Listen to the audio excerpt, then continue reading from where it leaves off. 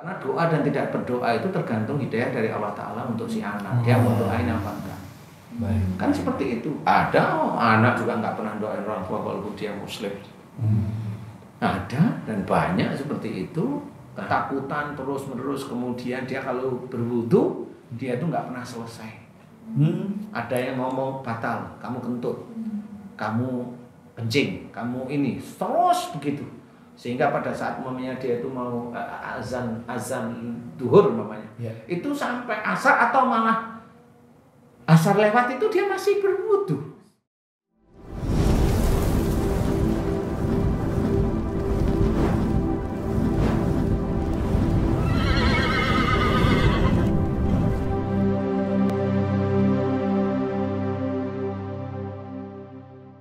Bismillahirrahmanirrahim. Assalamualaikum warahmatullahi wabarakatuh. Waalaikumsalam warahmatullahi wabarakatuh. Alhamdulillahirrabbilalamin. Alhamdulillahirrabbilalamin. Alhamdulillahirrabbilalamin. Allahumma sholli ala Muhammadin wa ala ali Muhammad. Amma ba'du.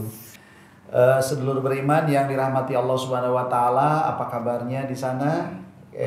Mudah-mudahan semuanya sehat walafiat dan juga seluruh harapannya dimudahkan oleh Allah dengan semudah-mudahnya. Amin.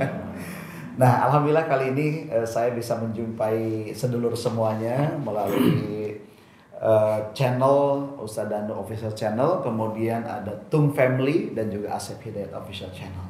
Insya Allah pada kesempatan kali ini saya masih ditemani juga oleh guru kita. Kita sapa dulu beliau. Assalamualaikum Ustadz. Waalaikumsalam. Apa kabarnya Ustadz? Alhamdulillah. Nampaknya masih lelah ini ya, seharian berkutat dengan apa namanya, hal yang biasa ya. Cangkulan. Alhamdulillah biasa aja Ustaz. Kalau saya kebayang tuh rontoknya badan gimana tuh. Masya Allah ya. Oke, terima kasih Ustaz sudah bersama-sama dengan kita. Dan ada Patung. Halo. Saya ada Patung ya. Alhamdulillah insyaallah. Ustaz, ini saya tadi sebelum kesini tuh sempat di perjalanan tuh kepikir tentang satu hadis yang pernah disampaikan Rasulullah. Kata Rasul, Bismillahirrahmanirrahim, idza mata ibnu Adam in qata'a amaluhu illa min salasin. Jadi apabila seorang anak Adam itu meninggal, maka terputus seluruh amal-amalannya kecuali 3 hal katanya. Yang pertama adalah shadaqatun jariyah, yang kedua adalah ilmun yuntafa'u bi, yang terakhir adalah awwaladun sholihun yadullah. Nah, yang ingin saya tanyakan justru yang terakhir ini Ustaz. Ya, ketika seorang ayah, seorang ibu sudah meninggal dunia, ya, yang lain kan putus tuh amal-amal yang ibadahnya tuh, kecuali waladun sholihun yadullah. Pertanyaannya, kira-kira yang seperti apa yang doanya itu terus ya datang sampai kepada orang tuanya? Yadullah waladun sholihun itu yang seperti apa gitu Ustaz? Iya. Doa anak soleh istilahnya ya. Solehnya Allah dengan solehnya mata manusia itu bisa beda Ustaz. Karena mata manusia itu biasanya ada unsur nafsu. Kalau Allah itu, para malaikat itu dipersiapkan tidak cuma gerakan, tidak cuma pikiran, tidak cuma hatinya aja. Jadi semua dari fisik, otak sama hati itu disesuaikan. Kalau seseorang anak, ini kita membicarakan anaknya ya. Kalau seorang anak itu sholat rajin, ya kita manusia biasa baru bilang, oh itu kelihatannya soleh gitu. Kita bilang, oh itu anak itu soleh. Itu aja menurut saya nggak boleh. Menurut saya ya. Baik. Tapi kalau anak itu kelihatannya soleh masih boleh. Atau mudah-mudahan dia termasuk anak soleh, boleh. Doa. Itu mendoakan. Tapi kalau anak itu soleh itu tidak boleh. Oh, jadi kalimatnya pun itu Mempunyai nilai. bernilai berarti ya. Iya. Karena kalau orang itu soleh berarti kita udah tahu hati, pikiran dan apa yang dikerjakan. Udah ngejas ya. Sudah kayak Tuhan. Oke. Berarti kalau mau tadi saya bilang jangan kita bilang anak itu soleh. Jangan, kenapa? Itu berarti kita seperti Tuhan. Jadi pada saat seseorang itu dia sholat, dia baca Quran, dia rajin, itu belum bisa dikatakan soleh di hadapan Allah Ta'ala. Kesolehan itu nilai sudah, Ustaz. Baik. Jadi gini, soleh itu nilai tiap ayat yang ada dalam Quran. Kalau soleh itu kan orang umum melihat dari sisi sholat ya. Iya. Kalau saya dari sisi fa'fu anhum, maafkanlah mereka. Dia istiqomah nggak memaafkan orang. Nah itu baru dikatakan dia soleh di situ. Yang sulit ya. Lintalahum dikerjakan. Lemah lembutlah kamu kepada mereka, dikerjakan. Dia istiqomah di situ. Nah dia soleh di situ. Itu jelas. Kita tahu kalau dia itu lemah lembut. Kemudian ini orang yang senyum-senyum dan itu bertahun-tahun kita tahu persis. Nah itu baik. Kayaknya dia insya Allah soleh di situ. Tahu kita. Tapi kan nggak ngerti setelah kita ngomong, nggak taunya besok ini. Tapi di titik itu insya Allah kayaknya dia soleh di situ sampai sekarang ini. Karena besok wallahu a'lam kita nggak tahu. Baik. Ya, soleh di titik itu hasil. Tapi hasil di titik kita melihat, besok kita nggak ngerti. Nah soleh yang asli itu kan dari sisi penilaian kematian, Ustaz. Soleh yang asli itu kan kematian. Nah, pada saat kalau dikatakan di sini itu adalah doa anak soleh yang mendoakan, berarti di sini anaknya itu kan hidup. Betul. Betul ya? Iya. Disinilah sulitnya. Seorang yang masih hidup, tapi dalam hadis itu diceritakan bahwa anak itu soleh. Gimana coba? Bisa bikin nggak? Berarti anak itu terjaga. Dari mulai sholatnya dia jaga. Dia sholat, dia belajar untuk tidak berbuat dolim dan maksiat. Dia tidak melakukan perbuatan keji, mungkar. Dia jaga. Si anak itu kepada saudaranya dia didolimi, senyum. Ini kan kelihatan. Pada saat dia sudah punya istri, namanya laki-laki ya, dia punya istrinya nggak taunya galak, nggak gini, dia santai, tenang, dia tetap mendidik. Kalau istrinya ngawur ya dia tegas. Ini kesolehan yang betul-betul Allah itu sudah punya grade istilahnya. Makanya di sini yang harus kita ketahui adalah bukan masalah sholatnya. Tapi bukan berarti, kalau begitu, kalau kita nggak tahu soleh, berarti kita nggak usah doain, jangan seperti itu mutung namanya, kan gitu ya. Yang putus asa. Doain aja tidak apa-apa. Intinya kan Allah hanya memberikan tahu, kalau memang kamu, doamu itu ingin sampai pada Allah Ta'ala, dikabulkan oleh Allah Ta'ala, ya kamu soleh dulu di hadapan Allah, kan gitu maksudnya. Ada semangat, bukan. Kalau mau saya cerita seperti ini itu mematahkan semangat. Enggak. Ada semangat untuk dekat kepada Allah Ta'ala. Dia belajar bagaimana Rasul menceritakan la taqtab walakal jannah. Dia belajar untuk tidak emosional. Kan jelas. Pada saat dia itu sholat, dia tidak merendahkan saudaranya yang sholatnya amburadul. Dia tetap membimbing, dia ngasih nasihat, dia tidak menekan. Itu kan dia jaga semua. Yang tahu itu malaikat raqib. Pada saat dia itu hafal Quran beneran, dia betul-betul dijaga. Jangan sampai hafalan Quran ini menjadi dia itu ujub, riya, muncul. Nah ini kan dijaga. Bagaimana dia tidak mau menceritakan itu, ujub, riya itu. Dia berusaha untuk menutup. Dan itu kan sulit, Ustaz. Sulit menjaga di titik-titik itu.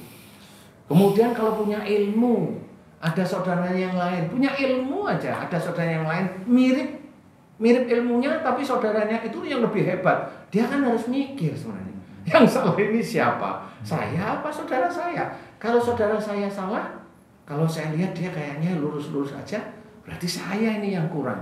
Kan malah ada evaluasi, tanyalah kepada saudara, kekurangan saya di mana. Nah nanti kan ada tabayun, itu kan nanti ada, ketemu ngobrol santai, selesai nanti. Nah inilah yang harus diketahui. Kesolehan menurut Allah tidak sama dengan kita yang lihat sehari-hari, yang kelihatannya sholat, kelihatannya baca Quran, kelihatannya begini, macam-macam. Karena saya pernah punya salah satu pasien saya itu adalah seorang agamawan, seorang muslim, dan dia menjabat menjabat jabatan tertentu di organisasi keagamaan lah. Saya nggak mau ngomong ya. Jabatan penting Ustaz ya? Jabatan penting di organisasi keagamaan yang sering kita dengarkan. Baik. Itu datang kepada saya, beliau itu ketakutan, gemeter, nggak selesai.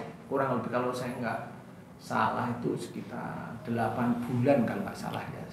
Saya lupa ingat, tapi 8 bulan dia ketakutan. Ketakutan terus-menerus, kemudian dia kalau berwudu, dia itu nggak pernah selesai. Ada yang ngomong batal, kamu kentut, kamu kencing, kamu ini, terus begitu. Sehingga pada saat mamanya dia itu mau azan duhur mamanya, itu sampai asar atau malah asar lewat itu dia masih berwudu. Dan beliau juga cerita bahwa setelah saya habis wudu, saya sholat, Ustaz saya bilang bacaanmu salah, nggak bener, ulangi gitu terus. Nah, dan dia terpengaruh sama omongan itu. Gimana nggak terpengaruh? Itu ngomong terus. Intinya itu suara itu ngomong terus. Jadi itu tidak bisa dihentikan. Nah itulah yang dinamakan skizofrenia. Itu tidak ada obatnya. Beliau sudah minum obat, nggak sembuh-sembuh. Baik. Nah disinilah saya memberikan pelajaran tadi. Salah satunya adalah ketakutan. Saya tanyanya ya biasa karena memang beliau ini ya saya bilang, Ustaz, kenapa awal takut Ustaz melihat, mendengar, atau mengalami apa sehingga Ustaz ketakutan? Nah, beliau cerita.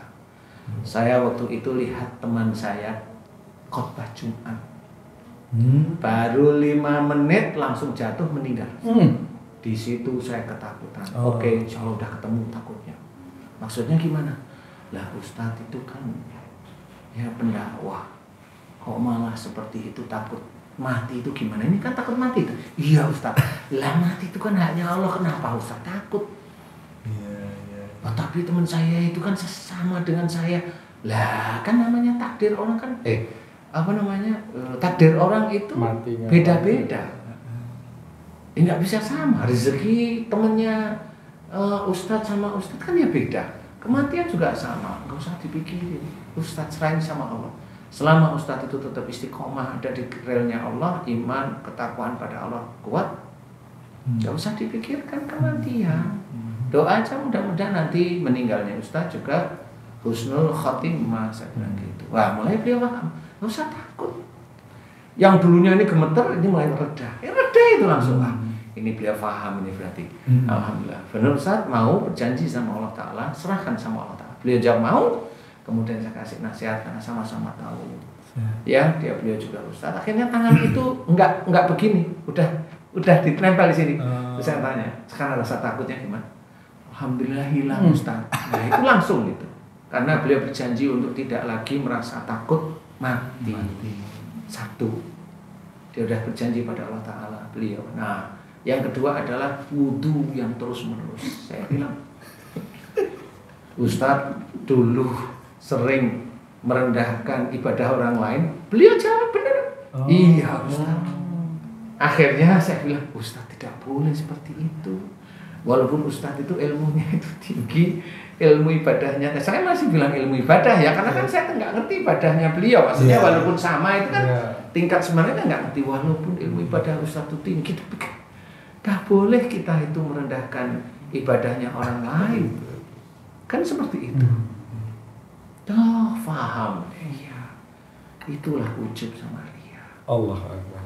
Nah, kemudian dia paham itu yang wudu, saya bilang. Mulai tenang. Kemudian yang terakhir adalah beliau cerita, Ustadz kalau saya itu udah takbir, kemudian doa iftitah, kemudian di titik baca Fatihah itu selalu suara itu muncul bunyi terus. Salah bacaanmu ini, gitu. Jadi dia Fatihah itu ngulang aja terus. Nah di titik itu saya bilang, saya senyum. Ustadz, afwan, minta maaf saya Ustadz bener ingin sembuh. Saya tanya begitu.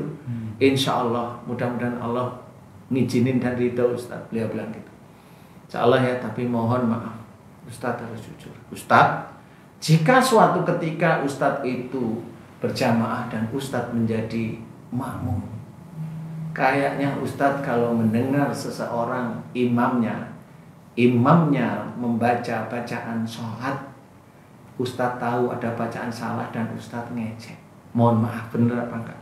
Dia bilang bener Ustadz. Allah Akbar. Beliau aja bener Ustadz, dan itu sering. Tidak boleh. Tidak boleh, itu khilaf, bukan disengaja. Itulah kesombongan. Ada ujub ya di sini. Harusnya saya menjadi imam. Itulah yang harus diperhatikan. Baru beliau paham. Alhamdulillah selesai, kemudian masih di sini, kemudian ada sholat maghrib menuju isya, saya maghriban, kemudian selesai saya ambil lagi pasien karena memang waktu itu penuh.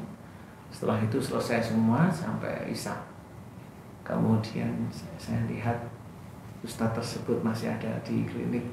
Kata Ustadz, udah maghrib, udah isya, alhamdulillah udah. Gimana tadi sholatnya? Alhamdulillah wudhu saya langsung selesai.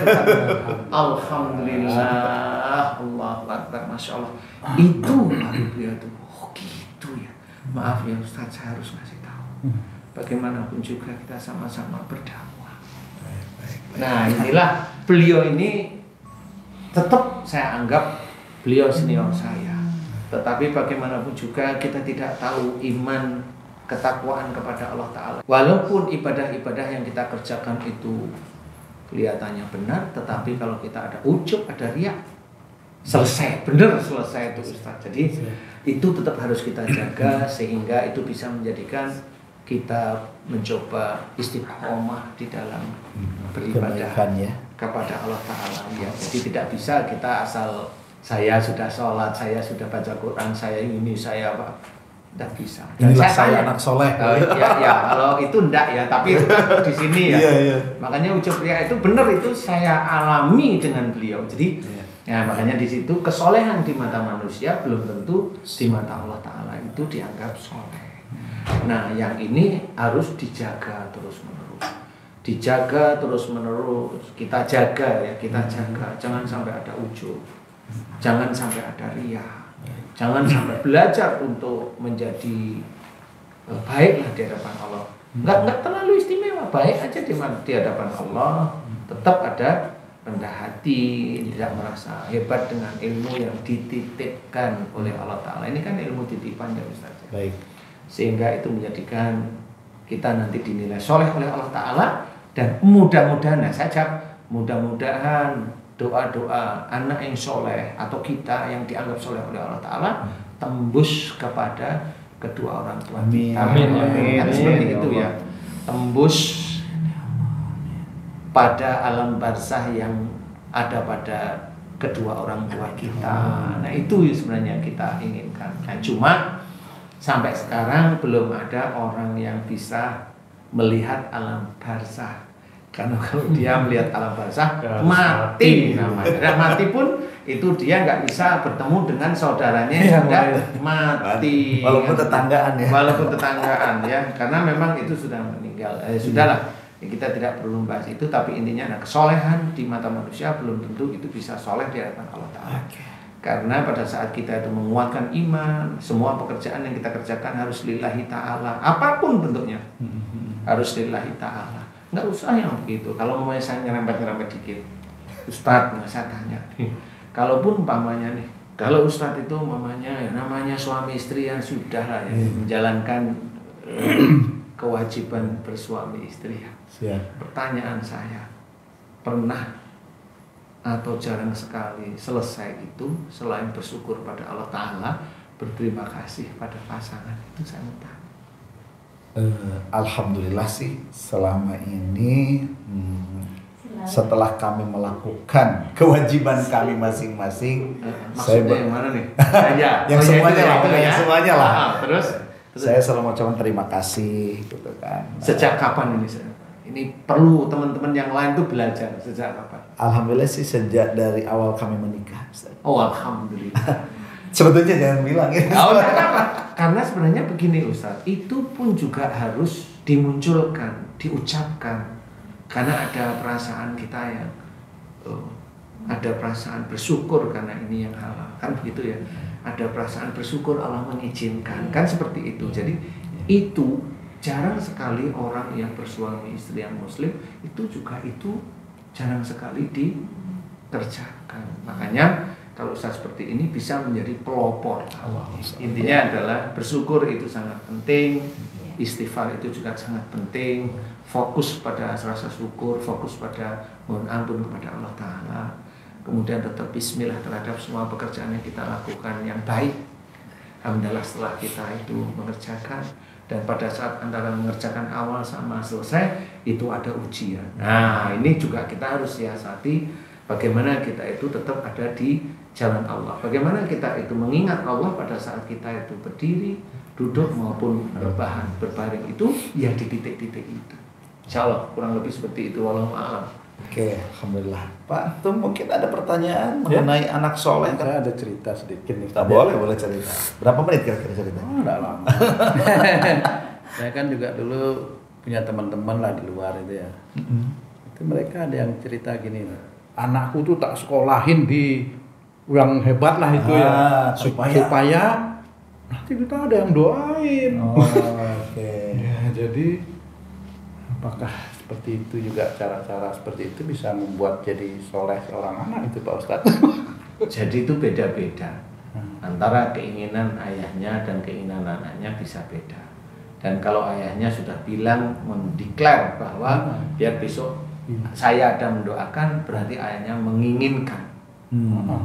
Berarti ayahnya itu nggak yakin dengan dirinya sendiri kepada Allah Ta'ala. Kalau mendidik anak itu adalah kewajiban orang tua. Kewajiban itu bukan sesuatu yang harus disombongkan. Kalau seperti itu berarti ada kesombongan dari orang tua. Nah kalau ada kesombongan itu sudah dinilai beda oleh Allah Ta'ala. Tetapi kalau mamanya seseorang mendidik anaknya di pesantren tapi biasa aja, dia di pesantren biar gini-gini, nah itu yang dia nggak pernah cerita ini itu, dan nggak perlu cerita besok kalau saya udah nggak ada kan ada yang mendoakan. Nggak perlu ngomong seperti itu. Karena doa dan tidak berdoa itu tergantung hidayah dari Allah Ta'ala untuk si anak. Dia mau doain apa enggak. Kan seperti itu. Ada anak juga nggak pernah doain orang tua walaupun dia muslim.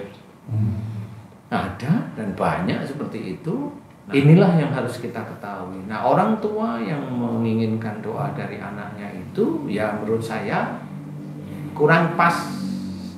Walaupun boleh, karena saya mengambilnya satu, tangan di atas itu lebih baik daripada tangan di bawah.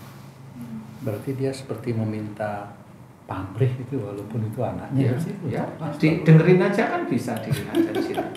Jadi kalau memang kita itu mau belajar takwa pada Allah Ta'ala, biasakan tangan itu di atas.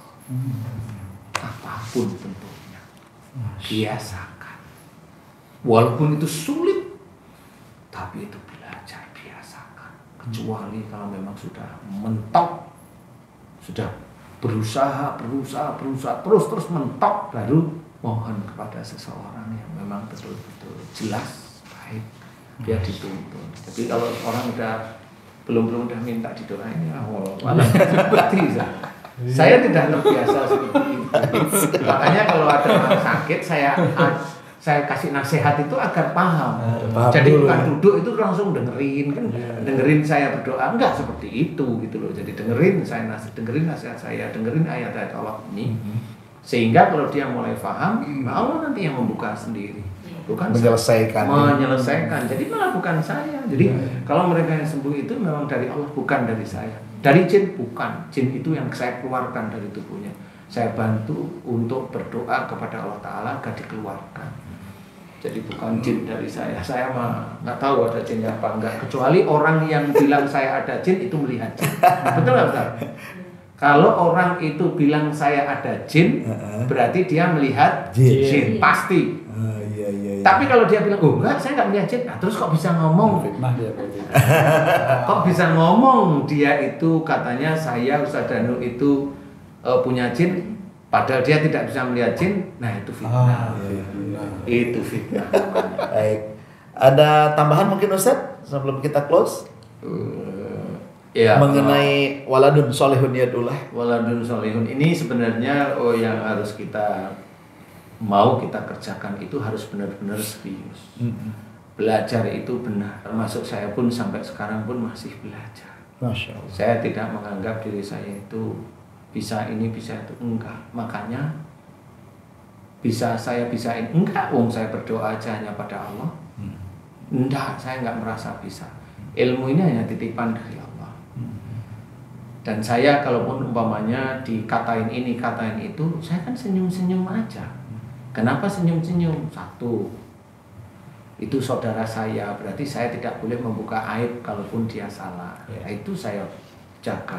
Yang kedua, itu saudara saya sama, sumpahnya sama, syahadatnya sama. Saya kalau memutuskan dia salah lagi, saya di hadapan Allah Ta'ala.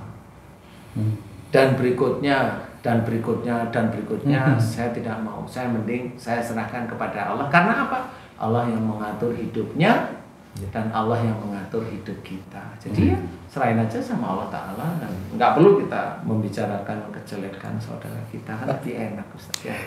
Oke, saudara sedulur beriman yang dirahmati Allah Subhanahu wa Ta'ala, kita sudah begitu jelas mendengarkan nasihat dari guru kita mengenai anak soleh itu yang seperti apa, yang tentunya doanya ngalir sama ibu bapaknya, kan seperti itu, atau sama orang tua yang telah wafat. Tapi ada syaratnya tadi sudah disebutin, gak usah saya ulas lagi. Ya, nah mudah-mudahan kita yang ada di sini dan yang menonton acara ini tentunya dijadikan oleh Allah, dijadikan oleh Allah anak yang soleh dan soleh. Karena itu adalah salah satu kebanggaan, kebahagiaan bagi orang tuanya, kan seperti itu. Terima kasih atas kebersamaannya. Mohon maaf apabila dalam tayangan kali ini masih banyak hal yang kurang berkenan di hati semuanya. Mohon maaf lahir batin. Assalamualaikum warahmatullahi wabarakatuh. Waalaikumsalam. Terima kasih Ustaz.